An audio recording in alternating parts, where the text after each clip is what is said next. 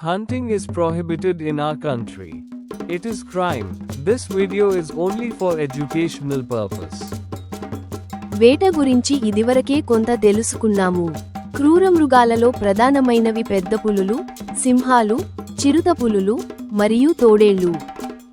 అవి నివసించే ప్రాంతాలు, దేశాలను బట్టి పులులు, చిరుతలు, సింహాలలో దాదాపు 9 నుంచి 10 జాతులుంటాయి. చిన్న చిన్న చుక్కలు కలిగి ఉన్న దాన్ని చిరుత అంటారు. పెద్ద సైజులో డిజైన్ లాగా ఉన్న దానిని లెపర్డ్ అంటారు.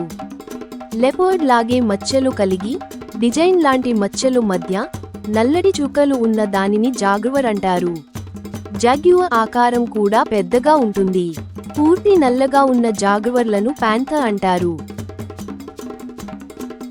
ఇక పెద్ద పులుల విషయానికి వస్తే Bengal tiger, Siberian, సుమత్రాన్, జావన్, south China ఇలా చాలా జాతులు ఉన్నాయి.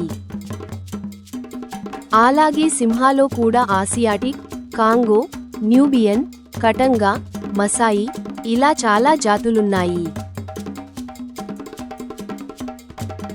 ఒక్కొక్క జంతువు గురించి సందర్భము వచ్చినప్పుడు వివరంగా తెలుసుకుందాము. ప్రస్తుతము వేట గురించి మాత్రమే తెలుసుకుందాము. వేటకి వెళ్లే ముందు ఒక ప్రణాళిక సిద్ధపరచుకోవాలి. ఏ జంతువుని వేటాడుచున్నామో దాని స్వభావం, అది తరచూ సంచరించు ప్రదేశము, అది నీటి కొరకు ఏ ప్రదేశానికి తరచూ వస్తుంది,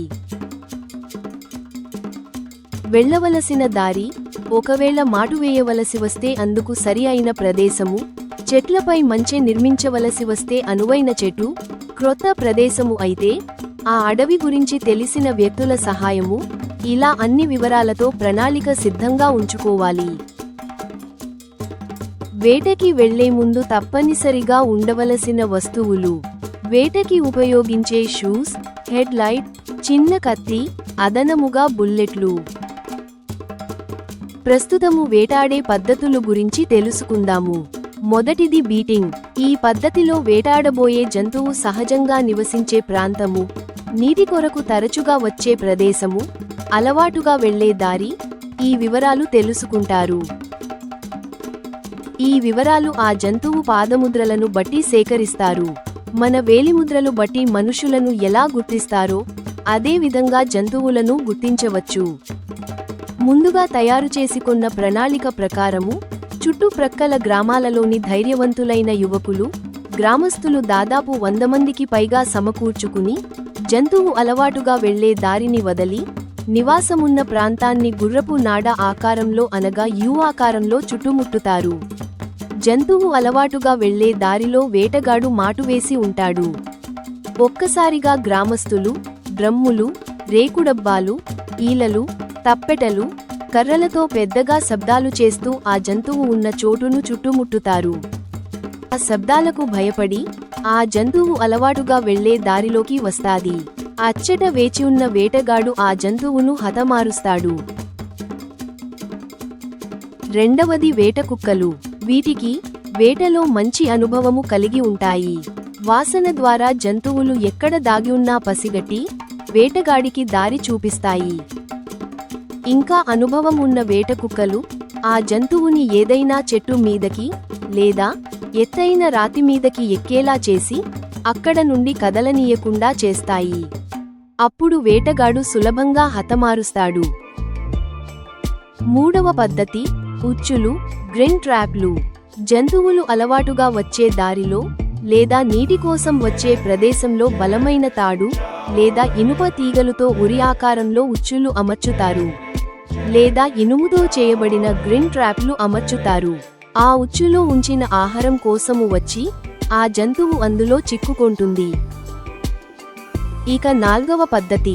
ఈ పద్ధతిలో వేటాడదల్చుకున్న జంతువు ఏదైనా జంతువును చంపి పూర్తిగా తినకుండా వదిలి వెళ్లి మరలా ఆ జంతువును తినటానికి తప్పకుండా వస్తుంది అన్న సందర్భంలో, లేదా ఆ జంతువుని ఆకర్షించేలా మేకలు, దున్నలు, కుక్కలు లాంటి జంతువులను కట్టి ఉంచుతారు.